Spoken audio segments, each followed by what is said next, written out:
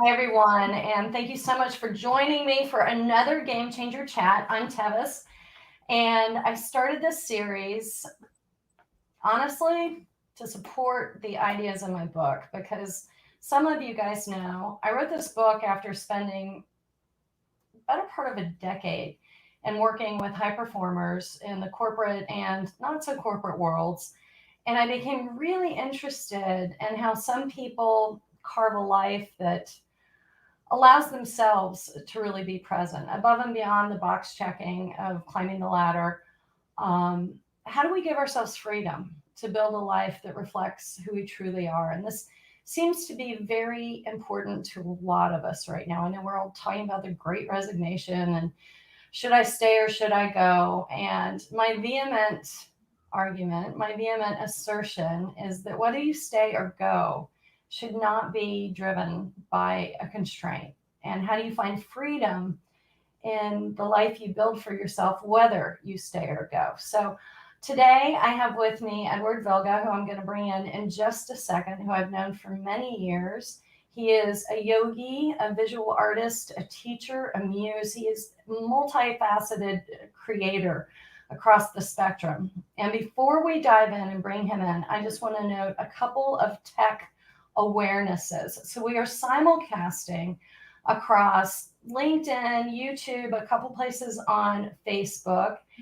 And so your comments should feed in, but if for any reason they don't, please know that we're not ignoring them. It's because they're not feeding in. So if you ask us a genius question, and I really hope that you do, we will absolutely circle back after the live stream and answer them across all the platforms. So without further ado, I'm going to bring in Edward right now, and here he Hi is. there. It's great to be here virtually. Virtually, I know we're way overdue for an in-person hang, but I'm going to be in the city a lot this fall on a huge project for an advertising network, and I look forward to making time to sit together in person. So We have to do that. I'm going to start the same way I always start. And people have asked me, why do you always ask this question? And I ask this question because I find that a lot of times it's roll tape time and we go, oh my gosh, I have to be someone. And so the question I ask is meant to get us back to our truth because that's always where the good stuff comes from. And that is, Edward, what did you love to do as a little one? Such an interesting question. I loved music and I loved building imaginary cities. And I also loved playing with my dog. And if there's any distraction here, it's because I got a new puppy, who's in the background being perfect. Yeah, What? yeah. So I got him 2 weeks ago, almost 2 weeks ago. He's 6 months old, named Vladimir. So if you hear any puppy noises, it's not me. But I really loved music and I loved reading. I was the sort of arty literary kid. I loved getting lost in stories and narrative, which is kind of an adult word, but that's what I loved. Well, wait a minute. Vladimir is a very serious name for a puppy. So you got to tell me, where did that come from? I've always loved the name Vladimir. My last name is Vilga, and I thought Vladimir Vilga is a great name. And you can also call him Vlad. A lot of people call him Vlad, and some people call him V. But I just sort of felt it just felt like the right name for him. Well, from your love of music, because I know you're quite a pianist, isn't that true? I'm a rusty amateur pianist, and part of the other reason that's good. It's a good segue unintentionally, which is that I live in a building, and I lost a great dog that I had for 16 years, but I fell in love with this other puppy and the building who reminded me of my old dog in her nature, and that puppy's name was Dua after the pop star Dua Lipa, but this is Dua's brother who was suddenly available for adoption, and I thought the hipster couple named them after their famous favorite artist, and I named Vlad also partly after my favorite, Vladimir Horowitz, the pianist. Oh, fabulous. Yeah, Wow. Well, my sister's a huge Dua Lipa fan, so I'm going to do a little shout out to Risa. there Let's you see. go. So you and I met through the yoga Yes. community in New York City, and you really crafted what I would say was a very authentic voice Mm, in yoga, which thank it you. sounds like that should be a given, right? It does actually, but oftentimes it's not. Yeah, because the voices of our teachers oftentimes come through so strongly. I noticed in my years in teaching in New York City and going to other people's classes, a lot of times I would be in the class and I would literally feel like I was here. I would know who they studied with, Right, and I right, would hear the teacher's voice coming through. right. And I always felt like it takes a really strong sense of self to be able to absorb wisdom, teachings, ideas from others, and to actually integrate it and make it your own. And I think this is a big part of game changing, right? Mhm. And I'm curious, how do you feel like you found the discipline, the respect of self to make your wisdom your own and to not just unconsciously, like I do think Mhm. it's unconscious, Mhm. not just say back what your teachers were saying. Like how do you think you dug that out of yourself? Well, it's a good question. I mean, I think part of it was that I came to teaching yoga at a different point in my life than I think a lot of people do. Like, I think I didn't really analyze the demographics of my yoga training unit, but there were a lot of young girls in their 20s who loved yoga and thought I would do this. And I was older when I started. I was probably in my late 30s. So I'd had career experiences and other things. I had first of all, I had a voice. I mean, I think when I started teaching yoga, I'd had a couple books published already, and I directed a film, and I mean, I was aware of who I was in the world. And I Mm, also think that I was at this point, for better or for worse, where I could kind of only be myself. It that wasn't it's not always a great choice, but but I mean it overwhelmingly works for me. But I found that and I definitely heard the voice of my teachers through what I was doing. But I think I was at a point where I kind of knew who I was and what I wanted to say, and that made it a lot easier. it seems like, though, just given the amount of creative expression that you've always been engaged in, like as Mhm, you have pointed out, you have written books, you've directed films, you've always been kind of an auteur of mhm. sorts, right? Do you think that came from childhood? Do you think that you've just always really been connected to your truth, or have there been times that you've had to struggle to get back to it?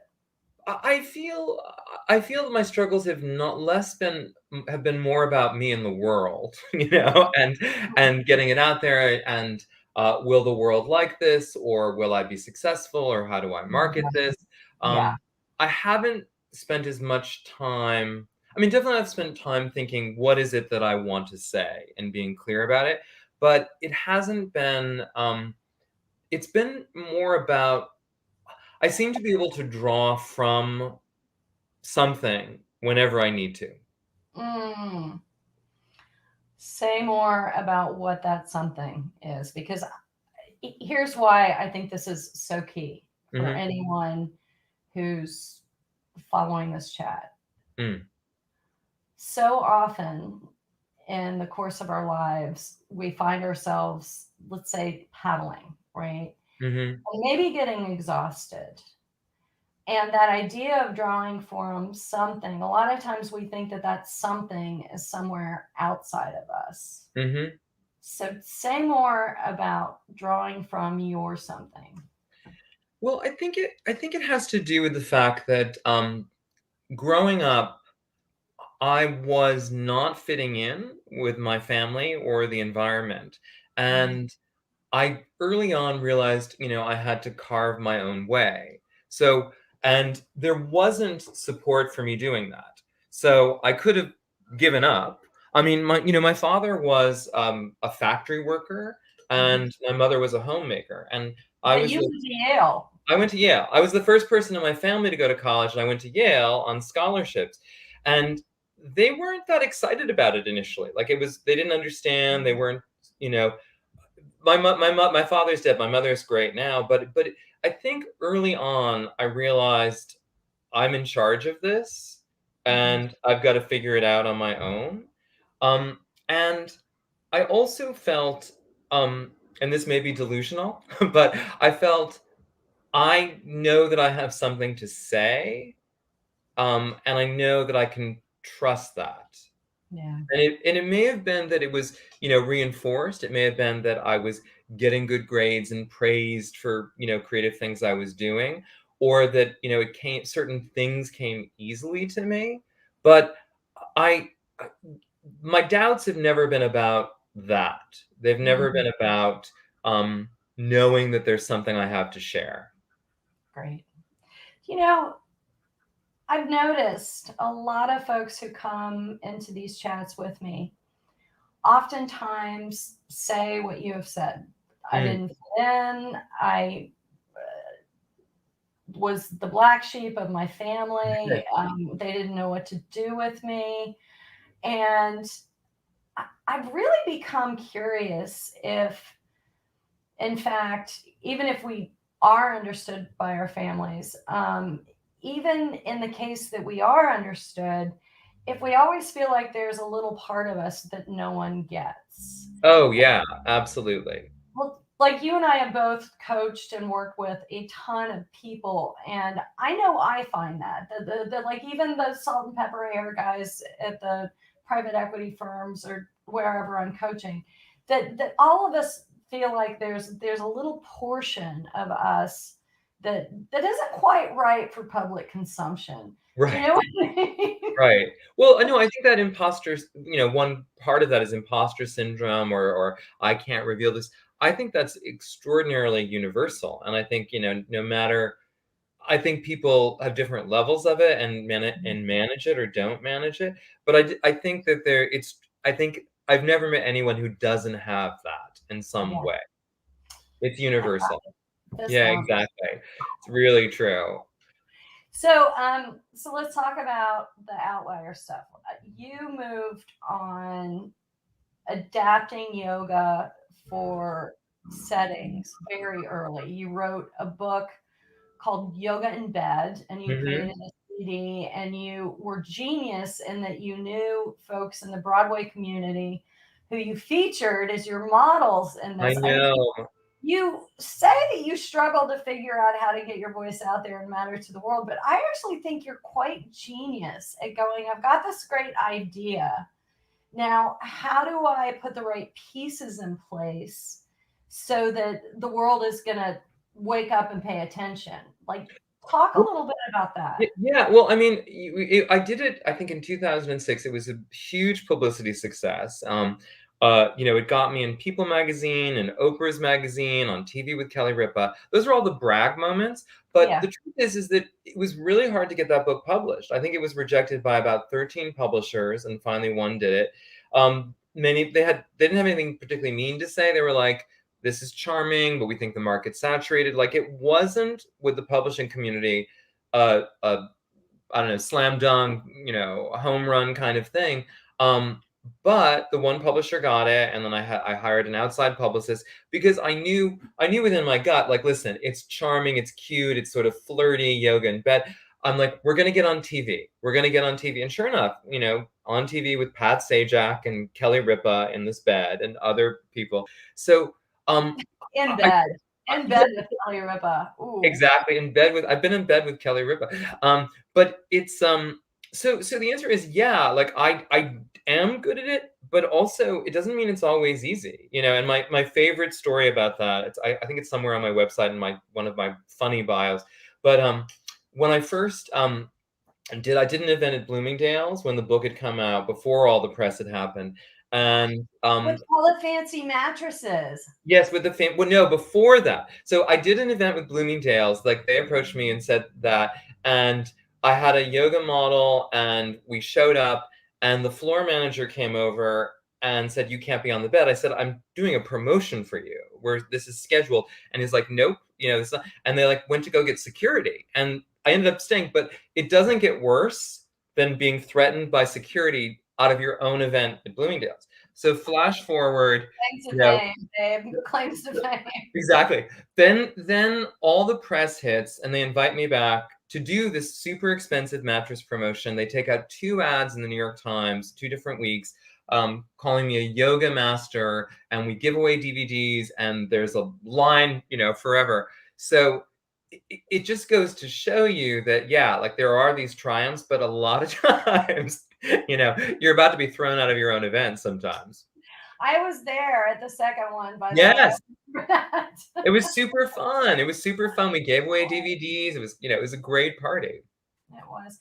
Well, the other thing that you and I partnered on way back in the dark ages of the late 2000s was your Yoga for Suits, Mm-hmm. which we adapted to be corporate yoga, a Right. corporate yoga offering. Now, the reason I underscore that is only that you have been able to navigate worlds that may not actually be your world. Like you're not a suit.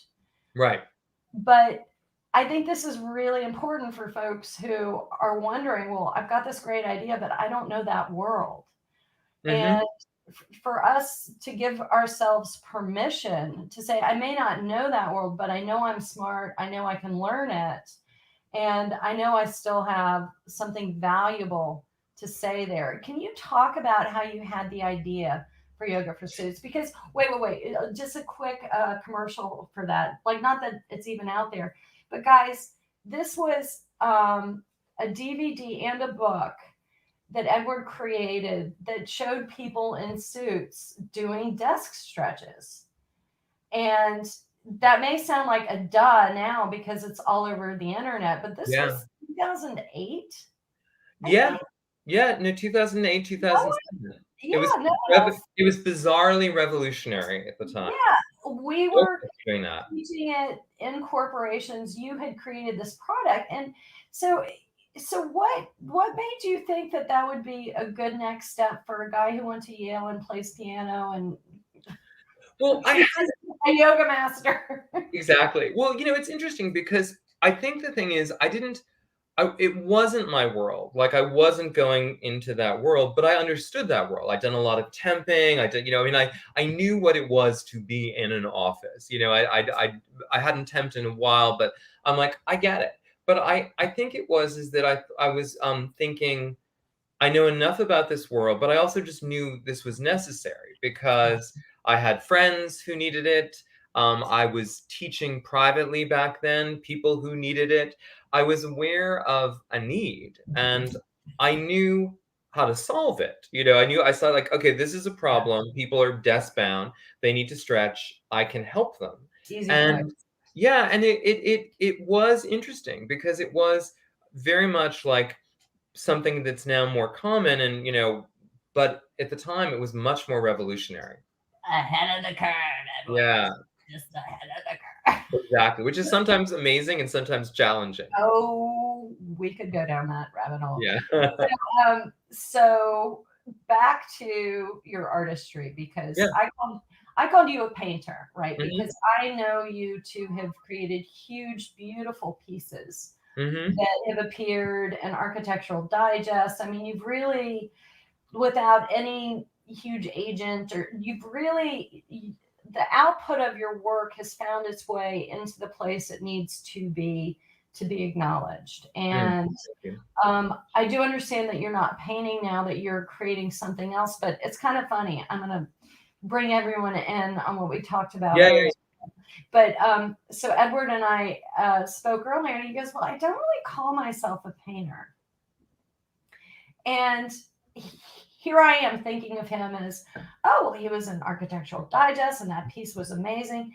And it's a really interesting commentary, both on understanding that the impressions that we leave on people may convey an identity that may not align with where we are now. Mhm. And like now you've got an exhibition coming up, I know, but now you call yourself a visual artist. Right. Right. And it's just, I feel like it's a really great reminder. One, to me to not assume that I know what my friends are up to, which is bad. But two, the mutability of identity. Like a lot of times we've got a title or we've hit some kind of metric, and some of us say, oh, well, that's it. I've been good at this. And so we almost become a prisoner of our own success. But what Right. I think is really compelling about you is that you've allowed yourself to continue to evolve. What is Edward Vilga? And that's Thank you. game change if nothing else is. So I just really wanted to commend you for giving yourself that freedom. Well, thank you. My favorite story in that realm is several years ago. I was at a very because I was teaching more yoga at the time, but I was at a very fancy Fifth Avenue dinner party, and a friend's mother, she kept introducing me all night to people as Edward is a very famous judo instructor. And so I was like, yoga, judo, it's close enough, like 4 letters. It's fine. Like we could just do with that. But it is an interesting thing because sometimes, and I've coached people around this too, is that you feel like you need an elevator pitch of yourself to be like. I was going to a wedding of a godchild of mine, and I wasn't sure wasn't sure if I would know anyone else at the wedding except for the family that invited me. So I'm like, what do I tell people that I do? Like, you know what I mean? Like, what is the sound bite? Because I'm doing 2 startups, I have another project, this and that. And I, do I do my fanciest one with all my press credit? Like, do I just, and it's interesting too, because like there's another person who introduced me at something else. I did another one of these events as a playwright. And it's true. I wrote a play several years ago. It had a 6-week. I remember I went to it. It was amazing. And it had a thank you. It had a 6-week off-Broadway run 2 years ago. But I'm like, but I'm not writing plays. I have, but so I think part of it is being generous with yourself, and also realizing you don't have to define yourself just through a soundbite. Oh, is that one of my favorites? There was so much around what's your personal brand, and there still is. It's endless. Yeah, endless. Oh, personal brand, personal brand, personal brand. But the whole thing is all of us are more complex than any one brand. I mean, I would hate to think that I could be summarized in a brand statement. Yeah, and you can't. But on the other hand, you do have to give people something, Yeah. And so you can't just say, you can't say nothing, and you can't also just say, here's my 20-page life story, So, Like, how much time do you really have? Because how interested are you really, and then obviously it'll change person to person, but I do think it's often just an interesting exercise, in terms of how one answers that question. Absolutely. I hosted a panel for Dig South in Charleston. It's kind of a South by Southwest, but it's South by Southeast. And the topic of the panel was authentic connection and how do we really show up as we are. And there was a painter there. There was someone who works in the venture capital space. There was a person who works in tech and data. And she's looking at the permutations of authenticity in the digital world. So it was really a juicy consideration, specifically because how many hashtags does it take for us to really show up where people who are interested in that topic can relate? And this is, I think, a good segue because you've been doing a lot of work online. You've been writing for Daily Ohm, and you have some other things going on as well. I mean, when you move into those spaces, because this does go back to how do I commercialize this voice that I have? I play for Vladimir's college. Well, it's Ivy League or bust. I mean, I know. Trajectory, but I mean, when you think about how you're conveying who you are in this social media existence all of us are in, and you continue to game change, you continue to reinvent, and you're teaching other people how to do that as well. I mean, how do you nail that? I think it's a challenge. I don't know if I have nailed it. I think I succeed sometimes. I mean, for me, I think I've gone back to being simple, and just sort of saying, I'm a writer and a teacher, and then if you want to know more, I'll talk about more, um, and uh, and and I can, and have a follow-up. And so me, it's like a pyramid of definition of like, here's the simplest. I'm a writer and a teacher, and then if you say, and I write and share things about wellness and personal growth and transformation. And then if you want to know more, so I think it's sort of this added layer of things. So you kind of pyramid it, and then The other way, yeah. And you can yeah. just take that one sound bite and, or you can, we can go deep. It's like a hit. A hit usually has a hook that just comes back over and over. Yeah, over and And over and over and then again. you get sick of it. They like comfort. We're like kids. We like to read the same story every night before we go to bed.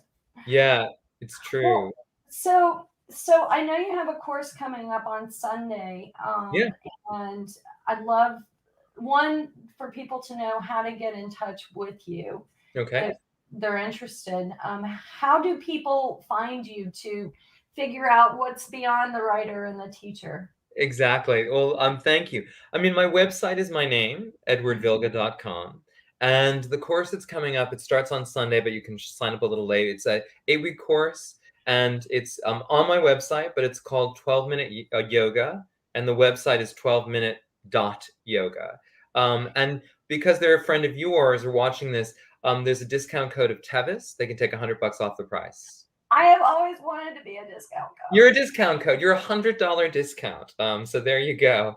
I So want $100, you people. yeah, exactly. You're worth much more than that. It grows on all the things we're talking about because it's about this idea of how do we make things access. For me, I'm always interested in how do I share what I know in a way that's accessible and a way that makes sense for the modern world or for the context, whether it's yoga in bed or yoga for the office or yoga for students. This is my latest, and I'm really excited about it. Wow. I'm really excited you continue to put your goodness out in the world. You've been a student of so many wisdom paths, and I know that what you offer is a whole lot more than a downward dog. So Thank I you. just wanted to add some props for that. So, guys, check out Edward for sure. And as you know, my book is out there. I'm working on the audiobook, which has been so much fun. It's so funny to read your own words I aloud know. Yeah. from Yeah. cover to cover. It's been like, oh, I like that. Right. Yeah, So no, it's fun. It's fun. I'm glad you're doing it. that'll be out soon. And if you want to coach with me, I do run masterminds that help foster and reinforce the kind of thinking that Edward and I are talking about, helping you move through life with peace. Edward, I want to ask you for one piece of not advice, because I'm really not into the top 10 tips thing. I feel like all of us, we read those and we go, if we're already doing that thing, then we're like, oh yeah, I'm all over it. If it's kind of confronting, then we go, oh yeah, that's not for me. Right, right, right. So I really prefer to actually ask powerful questions. And Hmm. if you were going to share a powerful question that you would encourage people to ask themselves to get to their own tip, to get to their own truth, what would that question be? Are you drinking enough water? Oh, dude. That's always Avec limon. that's the first thing that came to my mind. What would my question be? It would be because I do a lot of coaching with people, and usually I have some information to start with, but usually my question is really always, what do you want? Yeah. What do I want? And a lot of times people are stumped, and I'm like, well, what do you want? Because they'll have an idea for something, and then I can guide them. But on the most basic level, what do you really want? Absolutely. And I want to encourage you when you ask yourself that question, let it really sink in, because you're probably going to get some frisson at first. That's like, all the blah blah blah. I want money. I want COVID to go away. I want that. But when you really tap into your heart's longing, what do I want? A lot of times there's a qualitative point of guidance that will then inform a lot of the walk-a-day choices that we all Yeah. make. So Yeah, the question is really, what do I really want? really, Yeah. yeah. Well, I really want to thank you for taking time out of your life of creativity to hang out with me today. It's so And much fun. I want to thank everyone here for taking time out to be with us. So thanks, everybody. I can't remember if I have someone scheduled for. I'm horrible. Like I do have a keeper, and she keeps me straight, but I forget these things all the time. So thank you so much, everyone, for joining us, and thank you, Edward, for My sharing pleasure. you. Bye.